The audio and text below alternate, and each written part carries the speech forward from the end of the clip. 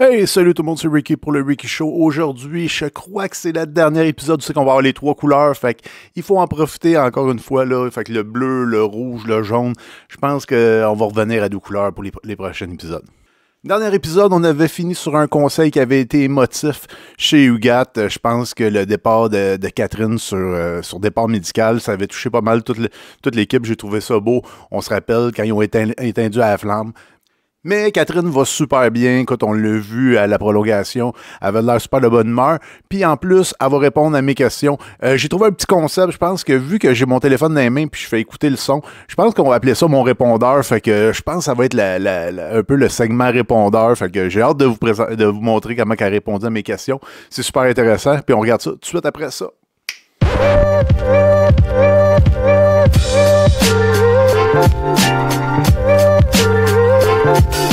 Sans plus attendre, on va commencer avec l'appel de Catherine. Salut Ricky, voici les réponses à tes questions. Selon toi, qui a le plus de chances de gagner? Je pense que ça va se jouer entre Myriam et Geneviève. Les deux sont à surveiller. Myriam n'a pas peur de prendre des décisions là, pour favoriser son jeu à elle. On l'a vu là, dès le départ. Elle n'a pas hésité de changer d'alliance. Celle de Jérémy pour la nôtre, quand on l'a vu qu'elle était en minorité. Ça prenait du cran pour faire ça, surtout en début de jeu. Elle n'a pas hésité à le faire. Un autre moment aussi, c'est quand elle a su que Luc avait son avantage. Elle aurait pu nous le partager. Elle aurait pu le partager aux anciens Ougat lors de l'épreuve de l'équilibre ou parmi les joueurs qui étaient assis dans l'estrade, elle aurait pu le mentionner. Elle a décidé de pas le faire. Pourquoi? Peut-être parce que elle avait peur des répercussions sur son jeu à elle, donc elle est capable de se favoriser. Je pense qu'elle peut aller loin. Et Geneviève, il y a une aura autour d'elle. Elle est talentueuse. Elle a réussi à passer par-dessus un paquet de trucs là, déjà. Là. Elle a été la cible dès le départ. Elle a réussi le casse-tête. Elle a fait passer le mensonge de l'avantage. Écoute, elle a un flambeau tatoué sur la jambe, puis on la laisse quand même aller. Donc, c'est ma championne. J'espère qu'elle va se rendre assez loin et qu'elle va me donner raison, étant donné que je l'avais pris pour cible dès le départ. Une chose que j'aurais aimé qu'on montre de ma game à l'écran, écoute, de mon côté, moi, je pense que j'ai été super bien servie. On a bien montré là, tout ce que j'avais installé. Peut-être qu'on l'a pas vu. Par contre, une petite affaire, c'est que Will m'avait ciblé, lui, jour 1, jour 2. Alors, je suis allée le confronter. J'ai dit, écoute, salut, on s'est pas beaucoup parlé. Ça a l'air que tu sors mon nom. Fait qu'il me dit, ben oui, écoute, justement, on se connaissait pas, je sais pas beaucoup parlé. Fait que ça m'a fait comme un wake-up call. Je le savais déjà là qu'il fallait que tu parles à tout le monde, que tu installes des relations, mais pas juste à tes alliés proches. Il faut que tu installes des relations avec tout le monde. Et ça, même si je le savais, ben c'est juste venu me sonner une petite cloche en disant, ben écoute, néglige personne. Mon meilleur moment hors caméra, écoute, ben quand les caméras partent, les joueurs, ben la pression tombe et les joueurs deviennent un peu plus eux-mêmes. C'est comme si on se donnait la chance de vivre des vrais moments, entre autres le soir au bord du feu où on se racontait nos vies, puis on se racontait des blagues. Fait que c'est pas pour rien que les joueurs, là, les relations deviennent si importantes, c'est parce qu'on se montre dans toute notre vulnérabilité. Donc on s'ouvre, peut-être plus même qu'avec des gens qu'on connaît depuis plus longtemps ici. Ça fait que les relations là, deviennent rapidement là, super importantes. Ma saison préférée de Survivor, tout pays confondu. Je vais y aller en lien avec ma joueuse préférée qui est Ellie Leak, une joueuse australienne, entre autres de la saison 8, héros contre vilain. C'est une joueuse vraiment complète. J'ai adoré cette saison-là. Puis en plus, ça a révélé le vilain George, qui est un super personnage à analyser. Rapidement, sinon, il y a la saison 11, australienne aussi, qui met en scène Ferris et Kirby, deux super joueurs. C'est la relation, entre autres, que moi et Jérémy l'on tentait d'installer sur le camp et qu'on n'a pas eu le temps de faire. Quelle était ta stratégie de départ, celle que tu imaginais versus celle qui s'est vraiment passée dans la game? Ben moi, ça s'est passé comme je pensais, dans le sens où j'en avais pas vraiment de stratégie. Je pense qu'il faut pas trop en avoir non plus. Il faut que tu te laisses la chance de t'adapter. Puis c'est difficile d'y aller avec une stratégie quand t'as pas encore les données. Là. Tu connais pas les personnalités avec lesquelles tu vas avoir à travailler. Donc, faut rester souple. Faut savoir s'adapter. Mais assurément, faut créer des liens de confiance. Faut essayer de bien lire le jeu. Puis pas prendre des décisions en fait au bon moment, ça aussi c'est hyper important. Alors voilà Ricky, j'espère que ça répond à toutes tes questions. Au plaisir de te voir. Merci beaucoup, Catherine. Écoute, c'était plus que parfait comme message. Ça répondait à toutes mes questions. Puis merci beaucoup de ta générosité. Merci beaucoup de ton temps. Puis toi aussi, vraiment, écoute, moi, je te voyais quasiment te rendre en finale. Là. C'est vraiment plate que ton jeu s'est arrêté là. Vraiment, je me demande peut-être dans un monde parallèle de poursuivre cette roche-là. Puis, tu T'es rendu quasiment en finale de Survivor, là, mais moi, je suis sûr que c'est là que tu t'enlignais. Bon, on va revenir à l'épisode de dimanche. Au début de l'épisode, on voit vraiment que YouGat sont vidés. Ils sont vidés émotionnellement à cause du départ de Catherine, puis sont vidés aussi physiquement parce que la roche, ça les a vraiment mis à terre. Ils ont eu vraiment à faire 3 voyages, 3 allers-retours pour vider de l'eau dedans. Tout a pas bien marché. En plus, ils étaient moins à la fin pour le dernier voyage. Je suis sûr que le dernier voyage a été vraiment éreintant, puis ça se sent, là, ils sont vraiment fatigués. Pour Luc, dans sa tête, le plan continue à être le même. Ça va être William le prochain éliminé. Lui, il n'a aucune idée que toutes les autres personnes ont mis son nom sur les petits papiers. Fait que lui, il continue quand même à penser que ses 2 alliés sont fidèles.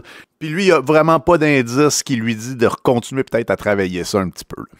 Pendant ce temps-là, sur Passa, Elodie va dire à Kevin pour son immunité, les 3 se mettent d'accord, ça va être Sébastien la prochaine cible, surtout que pour Geneviève, il paraît que c'est lui qui dit le plus son nom, fait que vraiment, ils vont s'enligner vraiment sur Sébastien. On se demandait vraiment sur qui s'en allait entre Sébastien et Daniel, puis en fin de compte, on a notre réponse, c'est sur Sébastien. Après ça, on a eu une genre de scène bizarre, c'est que Sébastien s'est mis à fouiller les effets personnels de tout le monde, mais même pas en secret, là.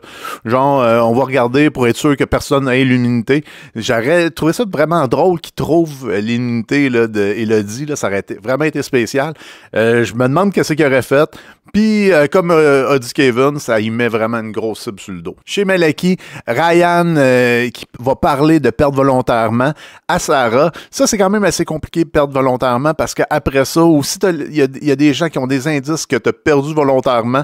Ça peut vite se revirer contre toi. Puis, tu sais pas vraiment qu'est-ce qui se passe dans ta tribu à 100%. Fait que si c'était toi la personne qui allait être sortie out, après ça, tu peux te dire, écoute, j'ai perdu volontairement, c'est doublement ma faute si je suis vraiment éliminé. Fait que avant que les joueurs fassent ça, habituellement, ils réfléchissent puis ils changent d'idée. C'est compliqué. Il faut vraiment être en contrôle de la game pour perdre volontairement. Myriam chez Malaki se sent en danger avec André. Les deux, je pense qu'ils vont donner leur 100% à cause de ça pendant l'épreuve. En parlant de l'épreuve, c'est le début de l'épreuve. On voit qu'il y a une forte réaction à l'annonce de la blessure de Catherine.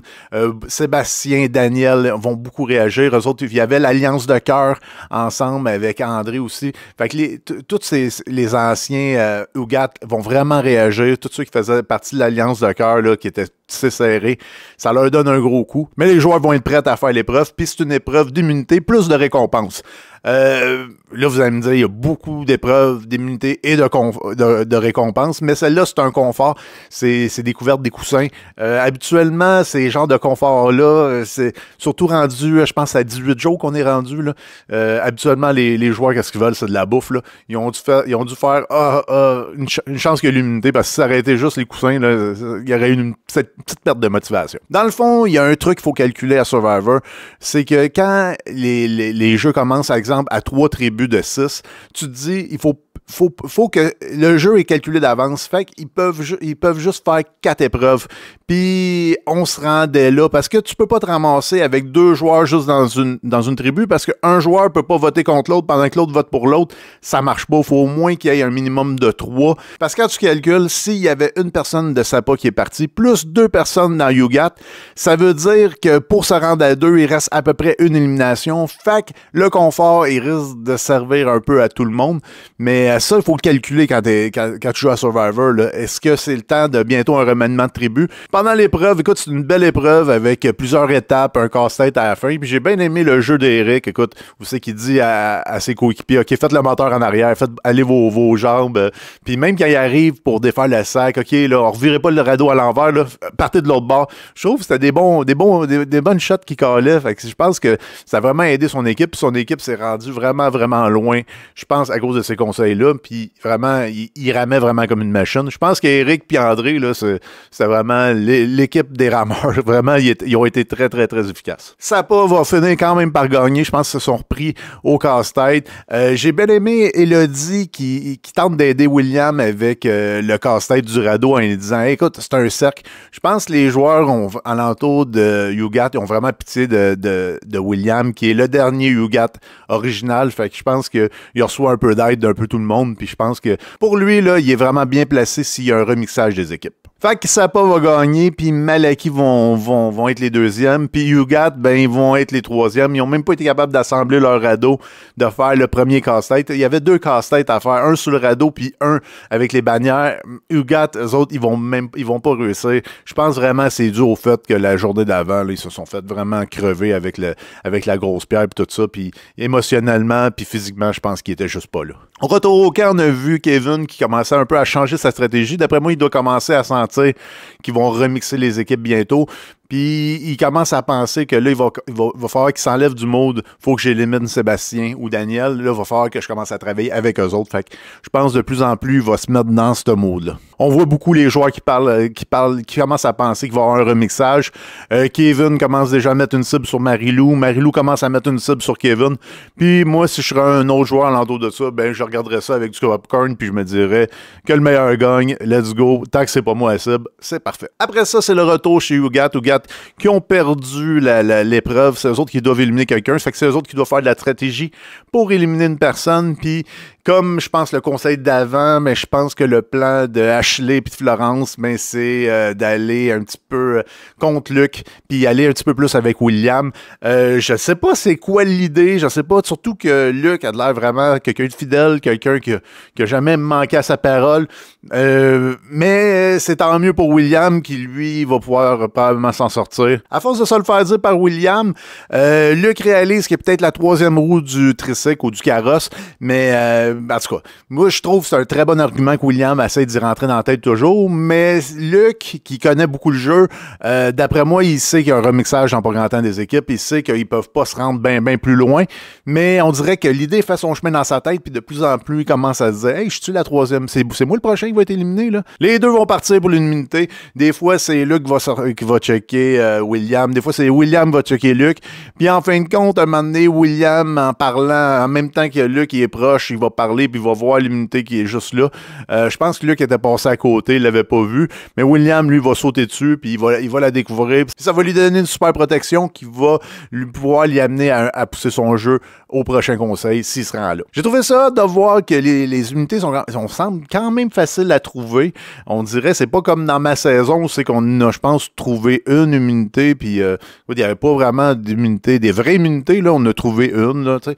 Mais là, je trouve, ça soit Sarah dans le premier épisode, de voir là, ou de voir même Elodie d'en trouver une aussi dans une plante. J'ai trouvé ça, tu sais, en ce moment, il y a 3 unités en jeu encore, là, fait que c'est quand même assez cool. Ça va, s'il y a une fusion, aussi un mix des équipes, je pense que ça va amener beaucoup d'action, ces unités-là, puis je suis content, moi, qu'ils soient en jeu. Au conseil, on apprend une chose importante, qu'on est le jour 18.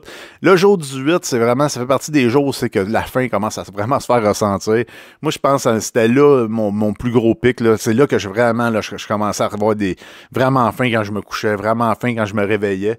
Fait que là, je pense que les joueurs ressentent vraiment la fin. Pendant le conseil, ils vont parler de la fatigue. Je vous en ai parlé, je pense, une couple d'épisodes. Quand tu perds, tu te couches plus tard à cause du conseil, tu récupères moins bien, t'es plus émotif, tu dors moins bien. Fait que le lendemain matin, t'es moins en forme, puis c'est comme un genre de cercle vicieux. Je pense que c'est Florence qui va en parler à Patrice, puis c'est vraiment vrai, là. C'est vraiment quelque chose on dirait que c'est comme un cercle qui tourne, puis c'est une roue sans fin parfois. J'ai aimé voir William jouer le comédien. Il jouait le gars qui était en danger, le gars qui avait pas de plan, le gars qui était visé par tout le monde. J'ai vraiment trouvé ça bon, j'ai trouvé ça habile de sa part, parce que lui, il sait pas si là qu'il y a pas un avantage ou s'il y a pas quelque chose d'autre. Fait que il a pas pris de chance. Luc, en plein conseil, va révéler qu'il est la 3e roue, puis il va se lever pour parler avec Ashley. Ashley, il est vraiment pas réceptif à ce que Luc dit. On dirait que Luc, en désespoir de cause, parce que là, lui, qu'est-ce qu'il offre à Ashley, c'est d'aller sur Florence. Il veut pas être la 3e roue. Puis là, pendant ce temps-là, Florence puis William qui jouent à la chaise musicale. Puis là, on va se rendre compte que quand Patrick dit stop, ben William, il sait pas jouer à la chaise musicale. Il y avait plein de bancs, puis lui, il a continué à rester debout. Fait qu'il a perdu, mais il y avait plein de place à s'asseoir. Il trouvait ça quand même assez drôle. Par la suite, Luc va aller voir William pour lui suggérer d'aller sur Florence. Je sais pas si son but, c'était d'aller chercher une égalité. Je sais pas c'est quoi qu'il avait ressenti. D'après moi, il avait ressenti qu'Ashley et Florence étaient plus de son côté, d'une façon ou d'une autre. Je sais pas comment il l'a ressenti, tout ça, mais le plan d'aller sur Florence, ben, ça a pas marché parce qu'il y avait déjà une entente entre Ashley, Florence puis William de voter contre Luc. J'ai quand même bien aimé le conseil. Ça m'a rappelé les conseils dans saison 2, c'est quand tout le monde se levait, tout le monde parlait que c'était jamais fini tant que c'était pas fini. Je sais qu'il y a du monde qui aime pas ça, mais moi j'adore ça. C'est vraiment le conseil fait partie du jeu. Puis de voir tout le monde essayer de préserver son jeu jusqu'à la fin, puis tout donner, moi j'ai adoré ça. J'ai bien aimé voir Luke se défendre un peu, puis se battre. On dirait que c'est comme s'il y avait un petit regain aussi qui croyait pas les Ashley puis Florence, puis je pense j'ai trouvé ça bien parce que de toute façon, il jouait dans le dos depuis je sais pas combien de temps, fait qu'il y a eu un genre de petit moment de rébellion, puis moi j'aime ça, ces petites affaires-là. C'est sûr, par après, il y a beaucoup de monde qui ont dit Luke a été à sa perte en allant contre Florence, tout ça, mais pour de vrai, les jeux étaient déjà faits. C'est sûr qu'il s'en allait chez lui. C'est sûr que c'était lui qui était éliminé. Il aurait eu beau faire n'importe quoi. Je pense, à part l'immunité qui aurait pu le sauver, que William a trouvé, ben je pense que c'est sûr, c'est lui qui sortait là. Peu importe ce qui est arrivé. La seule affaire qui est positive dans ce changement-là, c'est que Florence et Ashley vont avoir une bonne défaite pour parler au Malaki, pour pouvoir se défendre au Malaki original en disant la raison pourquoi Luke, c'est pas qu'on l'a mis dehors, là, c'est pas qu'on veut briser l'alliance des anciens Malaki, c'est que c'est vraiment lui qui voulait s'emmener sur moi, là, fait que puis ça, il aurait pu l'inventer, mais là, écoute, Luke leur a offert ça sur un plateau d'argent. Un bon départ de Luke. Écoute, Luke va serrer la main, va serrer tout le monde. J'ai trouvé ça beau avec le petit cri Malaki. Puis le William criait « You got! » C'est vraiment un bon petit départ. Puis écoute, je pense qu'il peut être fier de sa game. Il est parti... écoute, moi, je pensais vraiment qu'elle allait partir plus tôt. Puis à chaque fois, il m'a surpris. Puis bravo à lui. Ashley, pendant son vote, il y a quelque chose que j'ai pas compris. Il a dit qu'il pouvait plus y faire confiance en montrant son nom. J'ai trouvé ça bizarre comme chose parce que, tu sais, écoute, il faut se rappeler que là, un épisode d'avant, mais c'est toi qui avais marqué son nom à Luc. Ça, lui, il le sait pas, là, mais nous autres, on le sait que ton plan sur Luc était déjà fait. Là, fait que dire que tu le votais out pour perdre de confiance à cause de son changement sur Florence aux dernières secondes, je trouve que t'as pas vraiment bien expliqué ton point. T'aurais pu dire que, je sais pas, moi, c'était une question que tu voulais plus perdre d'épreuve. T'aurais pu dire aussi peut-être que tu voulais garder William parce que tu te considères comme un joueur physique puis tu penses que William il est plus un bouclier pour toi. Je sais pas, mais de dire perte de confiance envers Luc quand tu l'as déjà trahi puis tu étais sur le point déjà de le trahir, je trouve que c'était peut-être pas la bonne explication à donner quand tu montes ton papier à la fin. À la fin, c'est ça. Luc part quasiment, je pense, quasiment à l'unanimité. Luc aurait pas pu marquer son nom, là, mais écoute, il part avec tous les votes. Puis après ça, une fois que l'épisode est fini, mais on va apprendre par les petits spots des prochains épisodes que Ugat retourne pas sur son île, fait que ça nous laisse deviner qu'il va y avoir un remixage des équipes, puis ça risque d'être 2 équipes. Pendant la prolongation, belle entrevue de Catherine. Catherine, écoute, qui a de l'air à revenir de plus en plus en forme. On voit que son œil est sur le point d'être guéri. On voit que vraiment, écoute, elle avait le grand sourire, elle avait pas la face toute enflée, tout ça. J'étais vraiment content de la voir comme ça. Elle avait l'air vraiment en forme. Petite cicatrice, mais ça risque de partir avec le temps. Puis dans pas grand temps, on la verra même plus. Puis de voir Luc aussi de bonne humeur. Luc était à l'aise devant la caméra. Tu voyais qu'il avait du fun. J'ai vraiment trouvé que c'était un très bon ambassadeur de Survivor la saison 3. Puis j'ai bien aimé de les voir les deux à télé. Au scoop de la semaine, écoute, il n'y avait pas besoin de me l'annoncer. Ils ont rebrassé les tribus. Ils ont dit que je pense qu'il restait 14 joueurs, fait que 2 équipes de 7, ça va être super bon. J'étais content pour les joueurs qui vont aller dans d'autres tribus différentes, qui risquent d'avoir des buffs différents, mais pour de vrai, ça va leur créer beaucoup d'anxiété. Puis je pense que Sapa avait pas fait le calcul que j'ai fait tantôt, fait qu'eux autres, je pense qu'ils n'ont pas amené leur couverture, leurs oreillers, tout ce qu'ils venaient de gagner, fait que je pense qu'ils vont se mordre un peu les doigts, puis ils vont perdre quand même des items de confort qui auraient pu être quand même utiles. Il paraît qu'il y a un joueur qui va rester moins longtemps que prévu dans sa nouvelle tribu. Ça aussi, on va apprendre ça. Mais comment il va partir? Ça va-tu être la première élimination qui va aller de l'autre côté? On ne sait pas. Ça va être à suivre. J'ai vraiment hâte de voir les nouvelles tribus. Je sais pas si vous êtes comme moi. Écoutez, si vous avez aimé l'épisode, laissez un pouce, laissez un commentaire. Abonnez-vous si ce n'est pas déjà fait. J'ai plein d'autres vidéos à écouter. Fait que faites attention à vous, puis on se voit à la prochaine. Ciao! Bye!